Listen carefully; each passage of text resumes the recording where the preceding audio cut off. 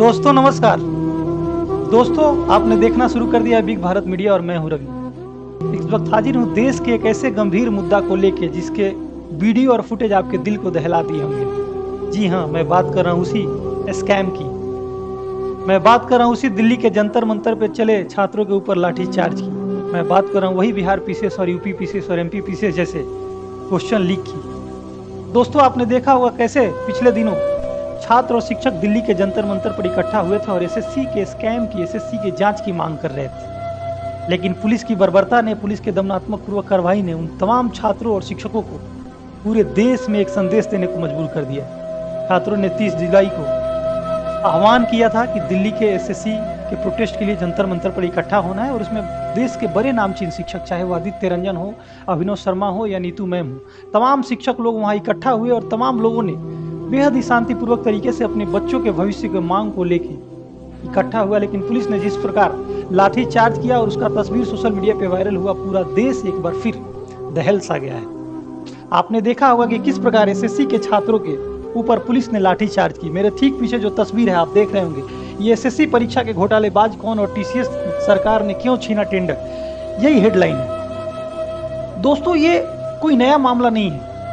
दोस्तों ये एक ऐसा मामला है जो आए दिन आपने देखा होगा, पिछले दिनों बिहार पीसीएस जैसे एग्जाम में, राज्य के प्रतिष्ठित सेवा जैसे एग्जाम में पेपर लीक हो जाता है। आपने देखा होगा यूपी पीसीएस जैसे एग्जाम में पेपर लीक हो जाता है, एसएससी जैसे प्रतिष्ठित सेवा में पेपर लीक हो जा रहा है। निश्चित रूप से ये बहुत चिंता का विषय है और हम जिसे वोट दे के लोकतंत्र के बड़े मंदिर में भेजते हैं, उन्हें इतना भी समय नहीं मिल पाता है कि वो हमारा सुध लें। ये बेहद चिंता का विषय है। आप तमाम छात्रों के भविष्य की सवाल अंधकार में जाते हुए नजर आ रहे हैं और आपके सवाल जो पूछने के लिए आपने जिसे चुन के भेजा है वो आपका सूद भी नहीं ले रहे हैं। दोस्तों ये वक्त चुनाव का है, ये लोकतंत्र के महापर्व का समय है। बिहार जैसे प्रदेश में लोकतंत्र का महापर्व है और आप देखें कि बिहार की कोई भी नेता नगरी के बड़े हस्ती हैं जो आपके भविष्य को लेकर संवेदनशील नहीं होते हैं। आपने देखा होगा कैसे पिछले दिनों बीपीएससी जैसा प्रोटेस्ट 100 दिनों तक बिहार में चला था।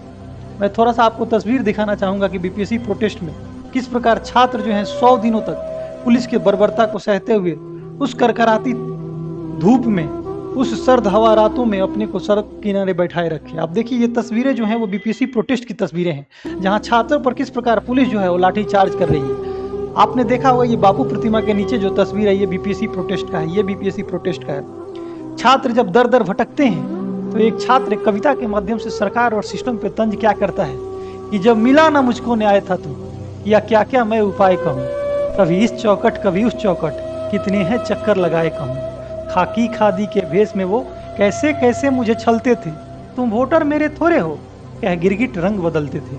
दोस्तों अब समय आ चुका है। दोस्तों आपके भविष्य का, आपके जीवन के सवाल करने का समय आ चुका है। ये समय है बिहार विधानसभा के चुनाव का, ये समय है लोकतंत्र के महापर्व का। अब यदि आप अपने प्रतिनिधियों से सवाल नहीं करेंगे तो अगले 5 साल तक सड़कों का धक्का खाते हुए नजर आएंगे। अगले 5 साल तक ऐसे ही राज्य और प्रदेश के प्रतिष्ठित एग्जामों का पेपर लीक होते रहेगा। अगले 5 साल तक भ्रष्टाचार और नौकरशाहों का हावी तंत्र, लाठी तंत्र ऐसे ही हावी रहेगा। अब समय है जगने का, आप जगिए। क्योंकि आपने देखा होगा कि दिल्ली के जंतर मंतर से जिस प्रकार की तस्वीर सामने आई थी, पूरे देश को चौंका दिया था। जब गुरु और शिक्षक और छात्र सारे लोग एक साथ सड़क पे उतर जाएं तो सोचिए ये लोकतंत्र की कितनी बड़ी खूबसूरती ही कहेंगे हम कि कितनी बड़ी खूबसूरती होगी कि जब शिक्षक और छात्र एक साथ सड़क पे हों और पुलिस लाठी चार्ज कर रही हो।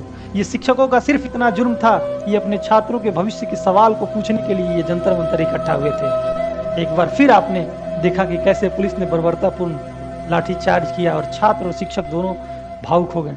ये तस्वीर पूरे देश को दहलाने वाली है और वक्त है सवाल करने का। आप भी सवाल करिए अपने प्रतिनिधियों से और सोचिए कि आपने जो 5 साल पहले वोट किया था जिसको, क्या वो आपके भविष्य के लिए सूद लेने के लिए लायक भी नहीं है? क्या जिससे आप लोकतंत्र के सबसे बड़े सदन में चुन के भेजे हैं, कि आपके भविष्य के लिए वो इतना भी संवेदनशील नहीं है? ये मामला सिर्फ पेपर लीक का नहीं है, ये मामला सिर्फ एसएससी का स्कैम का नहीं है, ये मामला हम तमाम लोगों के अधिकारों का है, हम तमाम लोगों के राइट्स का है। अब समय है सवाल पूछने का। सवाल पूछिए और निर्भीकता और निडरता के साथ इनका सामना करिए। बहुत बहुत धन्यवाद, बहुत बहुत प्रणाम, नमस्ते।